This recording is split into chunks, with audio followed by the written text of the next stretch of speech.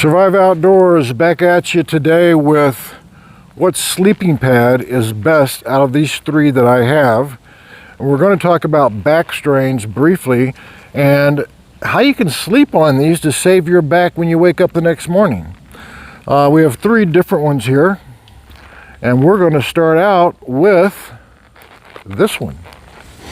Reminder, giveaway coming up. We are 3 subscribers away, and we're giving away the trekking poles, the SAK knife, and a couple other little survival tools that you can keep in your backpack.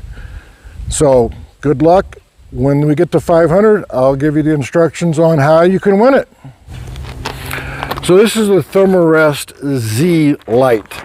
I've had this for a long time, and it has an R value of 2.0. A lot of people are familiar with this, and it comes in 2 sizes, regular and large. What I've done with this, since I really don't use it anymore, is I have cut part of it off to use as a seat, because it's really nice in terms of it's just a very lightweight seat to sit down and you don't get your butt wet. So what is an R value? An R value is the amount of insulation on a sleeping pad to prevent you from getting cold. It protects you from the cold ground. I have slept on the cold ground without a sleeping pad, and it sucks the heat right out of you. So these have a yellow, silver size, and I'm a little surprised it's a 2.0 R value actually. But actually this is going to be smaller, because I did cut 2 panels off on the very end. And what this is going to do is just really, it's the bare minimum. So you could put this in the back of your truck. You can use this in your tent. You'll put this down, you'll put your sleeping bag on top of it, and it works fairly well. The big pro on this is that it's very, very light. So the Thermarest Z Lite has been around quite a while. It has this egg carton type design to it, and it runs about anywhere from $35 to $45. And like I said, I've had this for greater than 15 years, and it's really nice for backpacking. It's very lightweight. Thermarest Z Lite. But I would not advise this for anything under 45 degrees, because it's just not going to be that warm. Tensor Nemo, regular wide. This is, I haven't even had it open out of the box yet, so we're going to crack it open here. It has an R value of 1.6, and R values range from 1 to about 7. They actually go into double figures, but those you don't even want for camping and backpacking. That's going to be like in the back of your car. It's going to be very heavy. So this is a 1.6. This is really for summer, and that's the main reason I got this one, because the other one I have, which we'll get to in a minute, is more for winter. This R value, like I said, is 1.6. It comes in a variety of sizes. This is a regular wide, has a long wide. It's 72 inches long, 25 inches wide. R value 1.6, weight very light, 16 ounces, and you're going to see the packable size. After it's inflated, it's 3 inches. And what makes this one expensive, it has a fabric of 200 polyester, and it's very, very durable. It comes with and most of these do, it'll come with a repair kit, and this one comes with a pump sack, so you don't have to waste your breath. But if you do blow it up, they're saying approximately 7 to 9 breaths is what they're saying. So you can see it's really tiny, 16 ounces, really nice for your pack, really good for summer camping. So they're touting. We're going to find out how it feels. All right, the Tensor Nemo has a Velcro wrap around it. That's nice. We'll see how easy that is to put back on. This is the pump sack that it comes with the directions on how to use it. So Nemo's blowing up. It took me about 12 breaths to blow this up. It comes with this airbag where you attach this, you blow in the bag, and then you push the air into the bag. Personally, I found it much easier to blow it up myself. This is a pricey mat, and it's mostly pricey, sure, not for its R value, but it's pricey because of its durability at 200 polyester. So I'm curious how squeaky it's going to be. Let's lie down on it. It's actually pretty comfortable.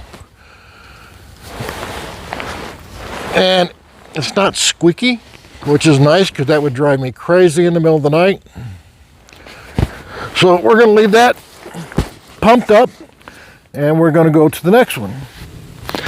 This is the Klymit Static V, and it is cheaper than the Nemo. The Nemo is going to run you, depending on the size, anywhere from $140 to $170. This one you're going to get for about $65 to $70. This has an R value of 4.4. So this is really good for winter camping, late fall, below 45 degrees, not a problem. And it weighs 24 ounces. So it's really not that heavy. And again, you get a repair kit with this. So not bad. And this one is also 72 inches. It also has a V type of baffles in it, as you'll see. And this one should take, I think if I remember correctly, maybe 9 breaths. Let's see what happens here. Here we go.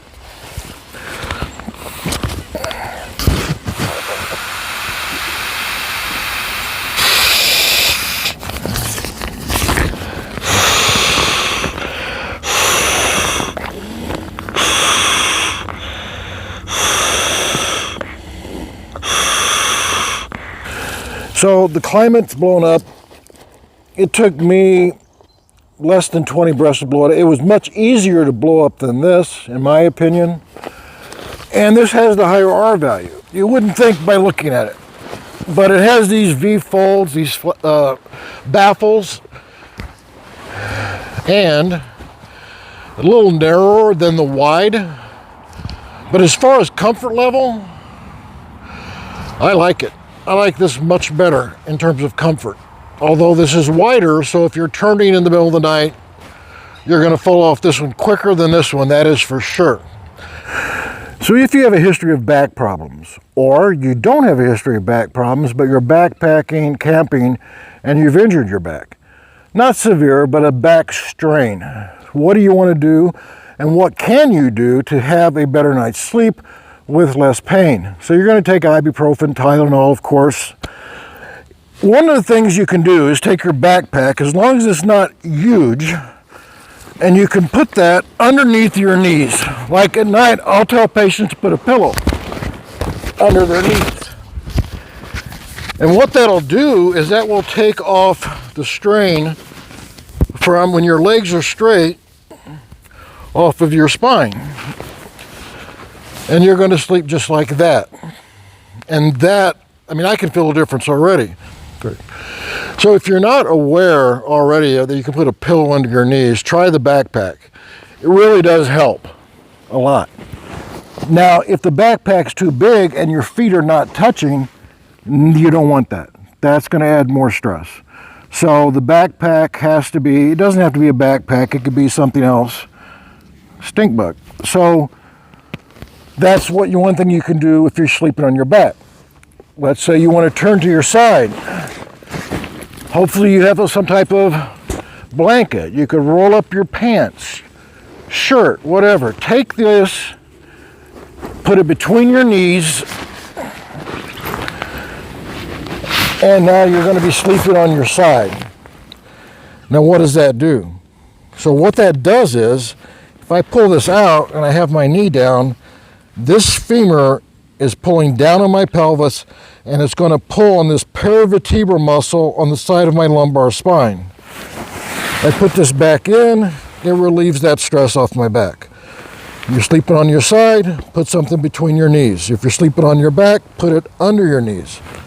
Amazing how that helps.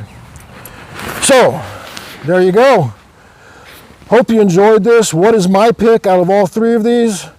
Well, I'm leaning towards the Klymit, but it's going to be hot in the summertime. Then I would go with the Tensor Nemo. So that's where we're at with our sleeping pads. I hope this helped. Hope he gave you some ideas and some you can research into your own. If you have some sleeping pads that you really like, please write them down in the discussion below. I'd love to hear which ones you use. And hey, we got that giveaway coming up when we get 500 subscribers. Keep your eyes on the rise and face the wind. Sleep tight, guys.